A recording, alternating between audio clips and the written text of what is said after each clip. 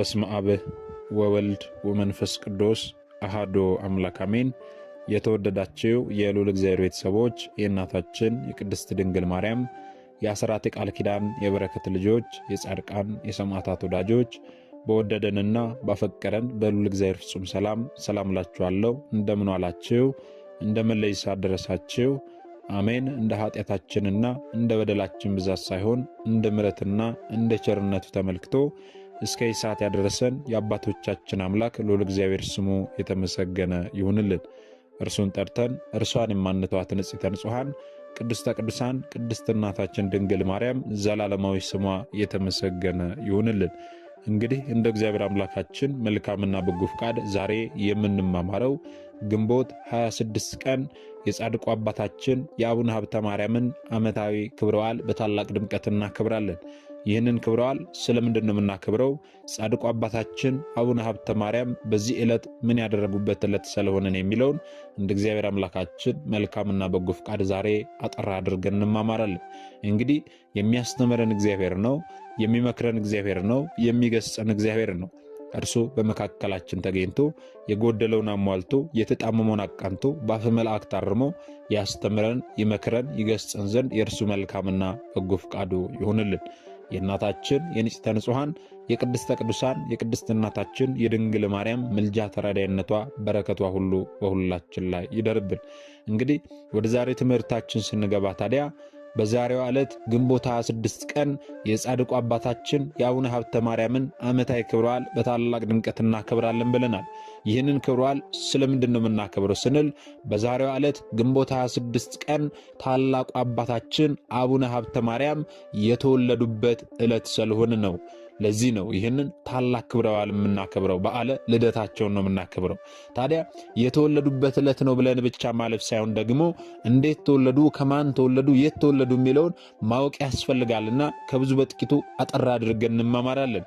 እንግዲህ ወደ ታሪኩ ስንገባ ታዲያ ጻድቁ አባታችን አቡነ ሀብተ ማርያም ከማን ተወለዱ፣ የት ተወለዱ ስንል የትውልድ ሀገራቸው የራውዕ በምትባል በስተ ምስራቅ ባለች ሀገር ውስጥ ነው። ታዲያ በዚህ ሀገር ውስጥም ደግሞ አንድ ስሙ ፍሬብሩክ የሚባል ሰው ነበረ።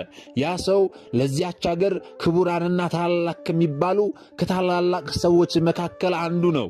እጅግ ሀብታም ነበረ፣ ብዙ ንብረት አለው። ስለዚህ ታላላቅ ከሚባሉ ሰዎች መካከል አንዱ ነው ይህ ፍሬብሩክ የሚባል ሰው ማለት ነው። ይህ ፍሬብሩክ የሚባል ሰውም ታዲያ በሕጋዊ ጋብቻ ስሟ ዮስቴና የምትባል ብላቴና ድንግልን አገባ። ይህችም እናታችን ቅድስት ዮስቴና የተመረጠች በበጎ ሥራ ሁሉ የተሸለመችና ያጌጠች ነበረች። አባታችን ቅዱስ ፍሬብሩክና እናታችን ቅድስት ዮስቴና በሕጋዊ ጋብቻ ተጋብተው በትዳር ሲኖሩ ሳሉ ደጋግ ክርስቲያኖች ነበሩ። ፈሪሃ እግዚአብሔር በውስጣቸው የነበረ ነበሩ። እግዚአብሔር አምላክን የሚፈሩ እንደ ትእዛዙም የሚኖሩ ነበሩ። ታዲያ እናታችን ቅድስት ዮስቴናም ታዲያ በንጹሕ ጋብቻ እግዚአብሔርን በመፍራት ምጽዋትን በመስጠት የዋህነትን፣ ትሕትናን፣ ፍቅርን፣ ትዕግስትን ገንዘብ አድርጋ በጾም በጸሎት ተወስና የምትኖር እናት ነበረች። ታዲያ እናታችን ቅድስት ዮስቴና በትዳር ውስጥ በእንዲህ ያለ ሁኔታ እየኖረች ሳለች ከዕለታት በአንደኛው ቀን አንድ ሐሳብ ወደ አእምሮዋ መጣ።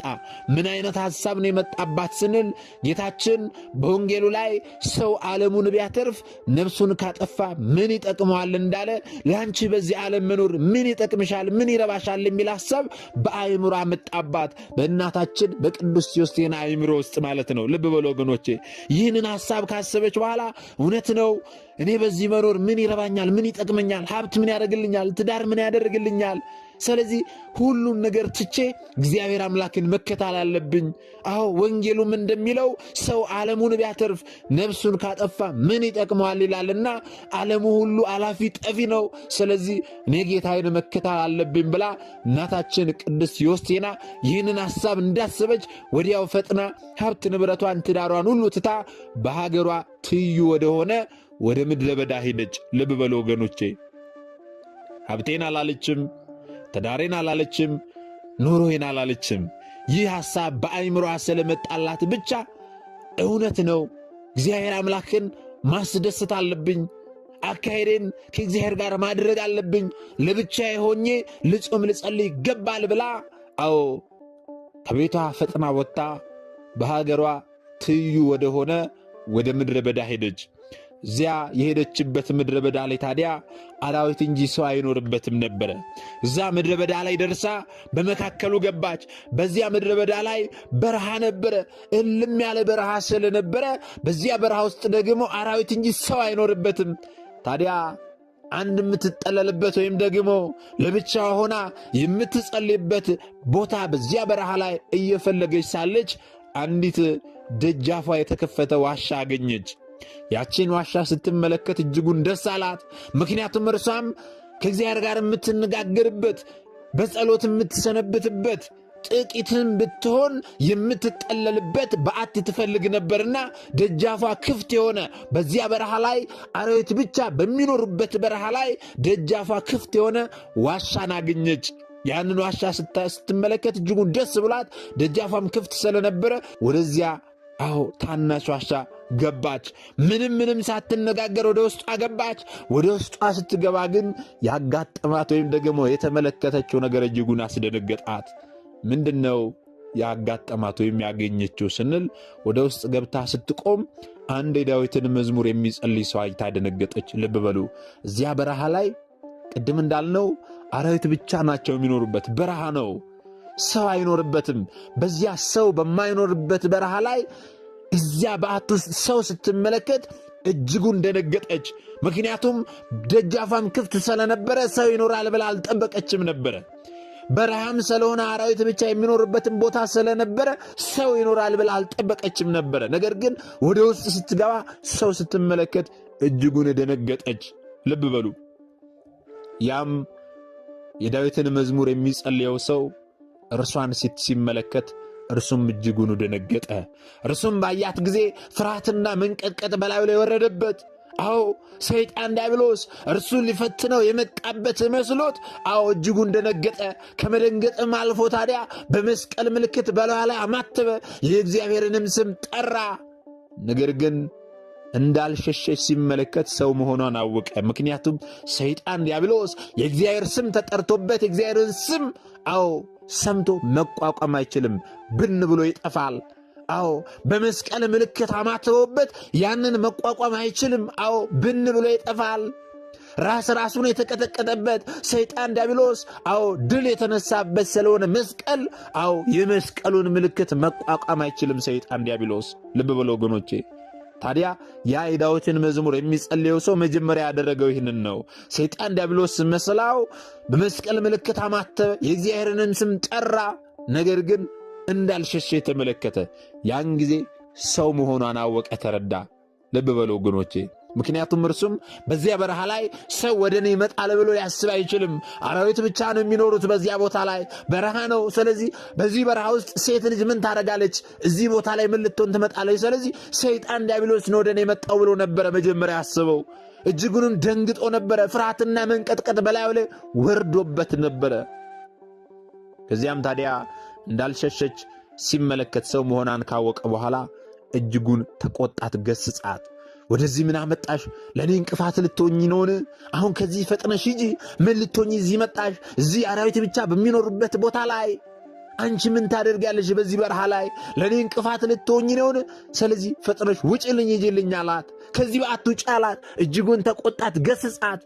እርሷም ታዲያ ይህንን ሲላት አባቴ ሆይ አለችው፣ አንተ እንዳሰብኩ አይደለሁም። እኔ ለሕያው እግዚአብሔር ልጅ ለኢየሱስ ክርስቶስ አገልጋዩ ነኝ እንጂ በእርሱ ፍቅርና በእናቱ በእመቤቴ በቅድስት ድንግል ማርያም ፍቅር ያለኝን ሁሉ ትቼ ንቄ ሀብት ንብረቴን ትዳሬን ሳልል ሁሉንም ትቼ ከዓለም ወጥቼ ወደዚህ መጣው። በዚህ ቦታም ከአራዊት በቀር ሰው እንዳለ አላወቅኩም ነበረ። ሰው እንዳለ ባውቅ ኖሮ ወደዚህ አልመጣብህም ነበረ። እዚህ በረሃ ላይ ሰው ይኖራል ብዬ ስላላሰብኩ ዝም ብዬ ገብቻለሁ። ስለዚህ ይቅርታ አድርግልኝ። አሁንም አባቴ ይቅርታ አድርግልኝ፣ ወደ ሌላ ቦታ እሄዳለሁ አለችው። ልብ በሉ ወገኖቼ፣ ይቅርታ አድርግልኝ አለችው። ባውቅ ኖሮ አልገባብህም ነበር አለችው። በዚህን ጊዜ ታዲያ ከእርሷ የሚሆነውን ነገር ሁሉ መንፈስ ቅዱስ ገልጾለት ያ የዳዊትን መዝሙር የሚጸልየው ባሕታዊ ሰው እንዲህ አላት። ዜናው ወደ ዓለም ሁሉ የሚወጣ በሕይወተ ሥጋም እያለ የብዙ ሰዎችን ነፍስ ከሲኦል የሚያወጣ እንደ መላእክትም ክንፎ የተሰጠውት ወደ አርያም ወጥቶ የሥላሴን የአንድነትና የሦስትነት ምስጢር የሚያይ ልጅን ትወልጃለሽና አሁኑኑ ወደ ቤትሽ ተመለሽ አላት። ልብ በሉ ወገኖቼ፣ ካንቺ አለ ዜናው ለዓለም ሁሉ የሚሆን በሕይወተ ሥጋም እያለ የብዙ ሰዎችን ነፍስ ከሲኦል የሚያወጣ እንደ መላእክትም ክንፎ የተሰጠውት ወደ አርያም ወጥቶ የሥላሴን አንድነትና ሦስትነት የሚመለከት ልጅ ትወልጃለሽ፣ ስለዚህ ወደ ቤትሽ ተመለሽ አላት። እናታችን ቅድስት ዮሴናም ታዲያ ይህንን ስትመለከት ከዚያ ሽማግሌ ባህታዊ ይህንን በሰማሽ ጊዜ እጅጉን አድንቃ እንግዲህ የፈጣሪ ፍቃዱ ከሆነ ምን አደርጋለሁ ብላ ከዚያ ከሄደችበት በረሃ ወደ ቤቷ ተመለሰች። ልብ በሉ ወገኖቼ፣ ወደ ቤቷ ከተመለሰች በኋላ ጸንሳ ይህንን ደምግባቱ መልኮ የሚያምር ልጅ ግንቦት 26 ቀን በዛሬዋ ዕለት ወለደችልን። በእናትና በአባቱ ቤትም ታላቅ ደስታ ሆነ። ደስታ ሆነ። በዛሬዋ ዕለት ጻድቁ አባታችን አቡነ ሀብተ ማርያም ተወልደውልናል። ታዲያ ጻድቁ አባታችን አቡነ ሀብተ ማርያም 40 ቀን በሆናቸው ጊዜ እንደ ሕጉና እንደ ሥርዓቱ ወደ ቤተ ክርስቲያን ወሰዷቸው። ካህኑም ተቀብሎ ባጠመቃቸው ጊዜ ታዲያ ስማቸውን ሀብተ ማርያም ብሎ ሰይሞ ለክርስትና አባቱ ሰጣቸው። ጻድቁ አባታችን አቡነ ሀብተ ማርያምም ጥቂት ባደጉ ጊዜ በቤተ ክርስቲያን ውስጥ አንድ ጸሎት ይሰማሉ። ምን የሚል ጸሎት ስንል እግዚኦ መሐረነ ክርስቶስ የሚል ጸሎትን ሰሙ። ይህንን ጸሎት ከሰሙ በኋላ ይህቺ ጸሎት መልካም ናት፣ እኔም መርጫታለሁ፣ በዚህ ዓለም ስህተትን አስቦ ከመስራት በሚመጣውም ዓለም ደግሞ ከገሃነመ እሳት እንደምንድንባት አውቃለሁ እያሉ ጻድቁ አባታችን አቡነ ሀብተ ማርያም ገና በልጅነት ዕድሜያቸው ይህችን ጸሎት መልካም ናት፣ ወድጃታለሁ፣ መርጫታለሁ እያሉ ይህችን ጸሎት ማንም ሳያውቅባቸው ይህችን ጸሎት ስግደትን ከማዘውተር ጋር ሌሊቱን ሙሉ ይጸልዩት ነበረ። ልብ በሉ ወገኖቼ፣ ዛሬ እኔና እናንተ የምንጸልየው ጸሎት ቀላል ሊመስለን ይችል ይሆናል። እግዚኦ መሐረነ ክርስቶስ እያልን በእንተ እግዝእትነ ማርያም መሐረነ ክርስቶስ እያልን ስንጸልይ ቀላል ጸሎት ሊመስለን ይችላል። ነገር ግን ይህቺ ጸሎት ምን ያህል የምትጠቅም እንደሆነች ደግሞ ጻድቁ አባታችን አቡነ ሀብተ ማርያም ገና በልጅነት ዕድሜያቸው ተገንዝበዋታል። ለዚህ ነው ዛሬም እኛ ይህንን የምንማማረው። ልብ በሉ። ስለዚህ ጻድቁ አባታችን አቡነ ሀብተ ማርያም ይህቺን ጸሎት እንደመረጣት ሁሉ ይህቺ ጸሎት ከገሃነመ እሳት የምታወጣ እንደሆነ እንደተረዱ ሁሉ እኛም ተረድተን ይህችን ጸሎት ደግመን ደጋግመን ልናደርጋት ያስፈልጋል ወገኖቼ። ሌላ ነገር አይደለም። እግዚኦ መሐረነ ክርስቶስ ማለት አቤቱ ጌታ ሆይ ማረን ማለት ነው። ጌታ ሆይ ማረን እያልን መጸለይ ነው ወገኖቼ። በእንተ እግዝእትነ ማርያም መሐረነ ክርስቶስ ማለት ስለ እናታችን ስለ ቅድስት ድንግል ማርያም ብለህ ማረን ብለን ነው የምንጸልየው። ስለዚህ ይህንን ጸሎት ሁላችንም ልንጸልይ ያስፈልጋል ወገኖቼ። ጻድቁ አባታችን አቡነ ሀብተ ማርያም ያደረጉት ተጋድሎ በእኔ አንደበት ተዘርዝሮ ተነግሮ የሚያልቅ አይደለም። ነገር ግን ከብዙ በጥቂቱ አጠር አድርገን ነው ስለ በዓለ ልደታቸውን ወይም ደግሞ ዛሬ የተወለዱበት ነው ብለን ብቻ ማለፍ ሳይሆን በጥቂቱም ቢሆን እንዴት እንደተወለዱ ከማን እንደተወለዱ ታውቁ ዘንድ ነው የተማማርን ነው። ይህንንም ደግሞ ከየት ነው የምናገኘው ምንጩ ብላችሁ የምትጠይቁ ካላችሁ መጽሐፈ ስንክሳራችን ህዳር 26 ቀን ላይ ተመዝግቦላችሁ ታገኛላችሁ ማለት ነው። ጻድቁ አባታችን ባህር ውስጥ ሰጥመው 500 ጊዜ ይሰግዱ ነበረ። በየቀኑ ደግሞ 4ቱን ወንጌልና 150ውን መዝሙረ ዳዊትን ይጸልዩ ነበረ። በ40 ቀናት ቀጥሎም ደግሞ በ80 ቀናት አንድ ጊዜ ብቻ ይመገቡ ነበረ። በየዕለቱ ደግሞ ያለማስታጎል ማዕጠንትን ያሳርጉ ነበረ። ካህን ናቸውና ማዕጠንትን ያሳርጉ ነበረ። ዘወትር በንጽህና ቅዱስ ሥጋውን ክቡር ደሙንም ይቀበሉ ነበረ። በልባቸው ውስጥም ደግሞ ቂምን፣ በቀልን በፍጹም በልባቸው ውስጥ አላሳደሩም ነበረ። ታዲያ በእነዚህና በሌሎች ትሩፋቶቻቸው ደስ የተሰኘው ጌታችን ለጻድቁ አባታችን ለአቡነ ሀብተ ማርያም የእሳትና የብርሃን ሰረገላ ሰጥቷቸው በዚያ የበረሩ ወደ ኢየሩሳሌም ይሄዱ ነበረ።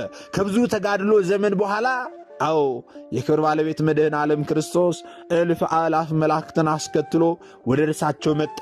ወደ እርሳቸው ከመጣም በኋላ ታዲያ ስለ እኔ ረሃብና ጥምን ስለታገስክ፣ ስለ ምናኔ፣ ስለ ተባረከ ምንኩስና፣ ስለ ንጹሕ ድንግልና፣ ቂምና በቀልን ስላለመያዝ አዎ ስለ ንጹሕ ክህነትና ማጠንት ቅዱስ ወንጌልን በፍቅር ስለማንበብ 7 አክሊላትን እሰጥሃለሁ አለው። ልብ በሉ። ይህም ብቻ አይደለም ታዲያ በሰማይም ከመጥምቁ ዮሐንስ ጎን 500 የዕንቁ ምሰሶች ያሉበትን አዳራሽ ሰጥቼሃለሁ። በስምህ የሚለምኑ በቃል ኪዳንም የሚማጸኑትን ሁሉ እንደምምርልህ በራሴ ማልኩልህ ብሎ እግዚአብሔር አምላካችን ለጻድቁ አባታችን ለአቡነ ሀብተ ማርያም ቃል ኪዳንን ገብቶላቸዋል። ልብ በሉ። ስለዚህ ዛሬ ይህንን ታላቅ ክብረ በዓላቸውን ስናከብር በቃል ኪዳናቸው ምሕረትን እናገኛለን። ስለምን ካለን ደግሞ ስምህን የጠራውን ዝክርህን የዘከረውን በስምህ የሚለምነውን አዎ በቃል ኪዳን የሚማጸነውን ሁሉ እምርልሃለሁ ብሎ ጌታችን ቃል ኪዳንን ስለገባለት ማለት ነው። ስለዚህ በእውነት በቃል ኪዳናቸው እግዚአብሔር አምላካችን ይማረን። በረከታቸው፣ ረድኤታቸው፣ አማላጅነታቸው በሁላችን ላይ ይደርብን። ስለዚህ ይህንን ክብረ በዓል ስናከብር ስለምን እንደምናከብር እኛ ካወቅን ከተረዳን ሌሎች እህቶቻችን ወንድሞቻችንም ደግሞ ስለምን እንደሚያከብሩ አውቀው ያከብሩ ዘንድ የተማራችሁትን ሁሉ ልታስተምሩ ልታሳውቁ ያስፈልጋል። ምክንያቱም ይህ መንፈሳዊ ግዴታችን ነው። እኛ የተማርነውን አስተምረን ቢሆን እኛ ያወቅነውን አሳውቀን ቢሆን ኖሮ ማንም ሀብተ ወልድና ስመ ክርስትና ሰጥታ ማኅተብ በአንገቱ ላይ ካሰረችበት ከቅድስት ቤተ ክርስቲያን ወጥቶ ወደ ሌሎች ሃይማኖት ተቋማት ባልሄደ ባልገባ ነበር። ነገር ግን እኔና እናንተ የተማርነውን ስለማናስብ ያወቅነውን ስለማናሳውቅ ብዙ እህቶቻችንና ወንድሞቻችን እየሳቱ ነው ያሉትና የሳቱትንም ለመመለስ ያሉትንም ለማጽናት አሁን ላይ የተማርነውን ወደፊት የምንማረውን የቤተ ክርስቲያናችን አስተምሮ ልናስተምር ያስፈልጋል ማለት ነው። ይህን እንድናደርግ ደግሞ እርሱ አምላካችን መድኃኒታችን ኢየሱስ ክርስቶስ ሁላችንንም ይርዳን። ምናልባት ደግሞ ዛሬ ገና ወደዚህ መንፈሳዊ ቻናል የመጣችሁ ሰዎች ካላችሁ ከዚህ በፊት የተማማርነው ከዚህ በኋላ የምንማማረው መንፈሳዊ አስተምሮች ወደ እናንተ እንዲደርሱ ከፈለጋችሁ ሰብስክራይብ አድርጋችሁ የደወል ምልክቱን መጫን ይኖርባችኋል። ምክንያቱም ይህ ቴክኖሎጂ ያመጣው ስርዓት ነው፣ እኔ ያልኩት አይደለም። ይህንን ካደረጋችሁ ለተለት ከዚህ የሚለቀቁ አስተምሮች ወደ እናንተ ይደርሳሉ። ይህንን ካላደረጋችሁ ደግሞ ዛሬ እንደ አጋጣሚ ነው አስተምሮ ሰምታችሁ ሊሆን ይችላል፣ በቀጣይ ከዚህ የሚለቀቁ አስተምሮች ወደ እናንተ ይደርሱ ማለት ነው። ስለዚህ ወደ እናንተ እንዲደርሱ ከፈለጋችሁ ሰብስክራይብ አድርጋችሁ የደወል ምልክቱን መጫን ይኖርባችኋል ማለት ነው። እግዚአብሔር አምላካችን እስካሁን ሰዓት ጠብቆ ያስተማረን የመከረን የገሰጸን የአባቶቻችን አምላክ ልዑል እግዚአብሔር ስሙ የተመሰገነ ይሁንልን። ወስብሐት ለእግዚአብሔር ወለወላዲቱ ድንግል ወለመስቀሉ ክቡር። ይቆየን።